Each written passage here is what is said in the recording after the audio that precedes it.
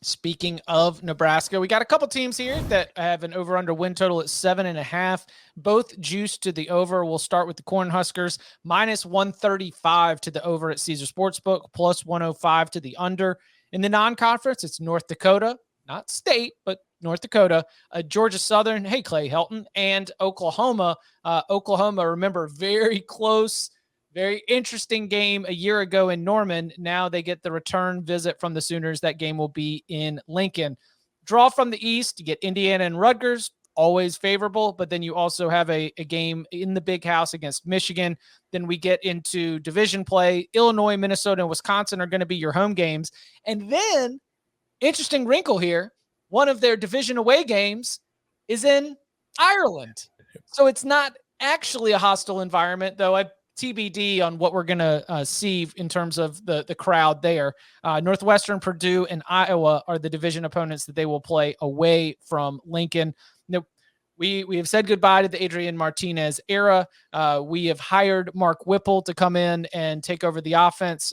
Scott Frost has indicated, at least in some of his comments, that that's led to him taking his hands off of the offense a little bit, being able to focus on other parts of the roster, other parts of the team. Casey Thompson, the former Texas quarterback, shows up, and we believe he's probably going to end up being the starting quarterback. I'm not sure if we've got other suggestions otherwise here, but Nebraska is without a doubt one of the more interesting teams in all of college football right now, because there are expectations of doing something that Nebraska has not done yet with Scott Frost, and that is make a bowl game.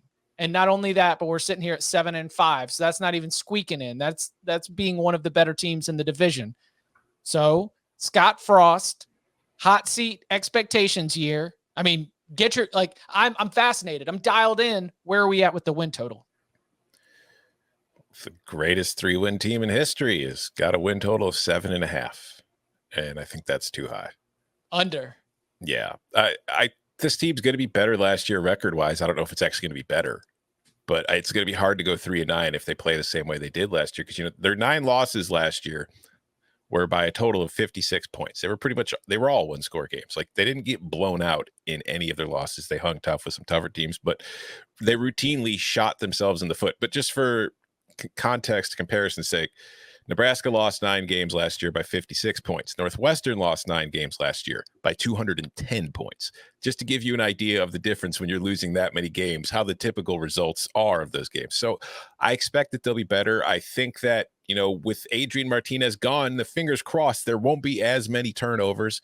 The special teams have to improve because they were just god-awful last year. They've had a couple transfers in there, the coaching changes. I expect improvement. I also expect Nebraska to get off to the kind of start to the season where people are pretty high on them. Like, if you look at that non-con, they're going to lose the Oklahoma game in all likelihood. But I think they'll beat North Dakota. I think they'll beat Georgia Southern. I think they'll beat Northwestern in Ireland to start the season. So they'll probably be 3-1. Maybe they beat Indiana on homecoming to get to 4-1. Then they go on the road and beat Rutgers. They're sitting at 5-1. And then, hell, who knows? Maybe they go on the road and beat Purdue. They're sitting at 6-1, and then they're on their second bye. And then the pain starts, because after that second bye, they get Illinois at home to start, which is winnable. That might get them to 7-1. But then they finish with Minnesota, at Michigan, Wisconsin, at Iowa. I don't think they're going to be favored in any of those games. They'll be favored at home against Minnesota, but the other ones, they'll be underdogs. Like, this is a team that could start 7-1 and then lose their last 4 games. So it's like they'll go from really high to finishing 7-5, and everybody will be really disappointed. And that's if they play to the peak of their capability in the first 8 games of the season. So I think 7-5 is what we're looking at here. I think 6-6 is very much in play. I do think Nebraska is going to get to a bowl game. So finally, but 8-4 is not happening. I think 8-4 could happen.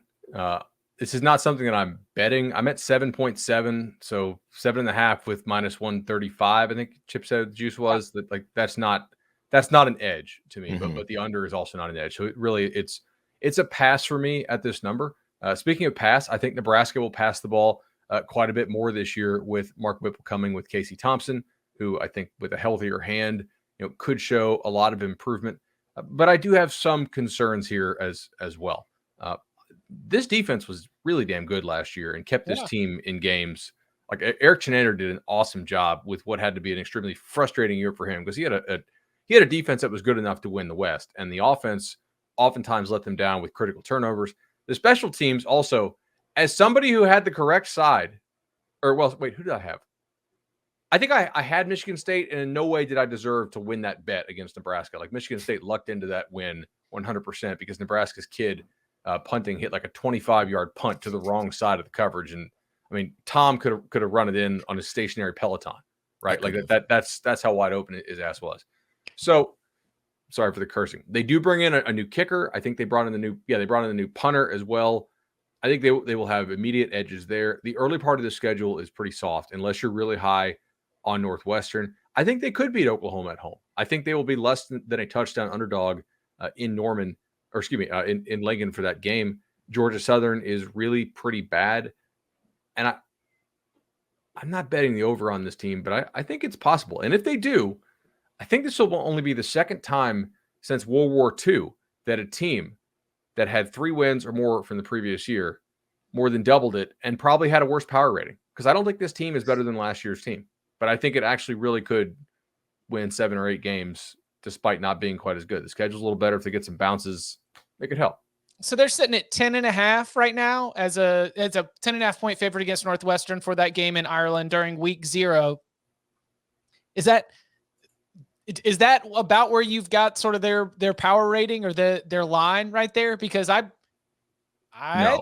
think there's still value on this. Like lay it with Nebraska. I think so. Yeah. Now, look, I don't love going against. There are certain teams because of coaching styles that I apply a point spread penalty to in terms of betting against. Like I do not love laying. I don't love laying points against Northwestern because they play so conservatively. Narduzzi non-Whipple edition, kind of the same thing. There's some teams out there that are better to take the points with. There are some teams that are better to take the money line with, that just for certain reasons. So I'm not like in a huge rush to slam Nebraska here, but I do think if I had to take a side in that game, I think Nebraska is the side.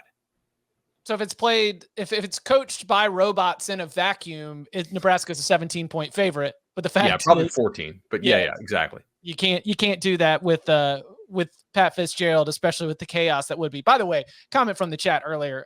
Jordan put it up on the screen, but is it an act of war that we're sending Nebraska and Northwestern to go play in Ireland? I understand. I would assume that our relations with the country are decent right now, but we are certainly sending the best of the best over there right now for this great showcase in the Our Lingus Classic. I think it'll work to our benefit in that after watching these two play, the University of Dublin will want nothing but about joining the Big Ten. So it'll save college football. This is true. Northwestern staying independent and Nebraska and Northwestern playing a game of which the quality is so poor that Dublin will no longer want to join the Big Ten. This is the way that we keep college football as we know it together into the future. Keep it American.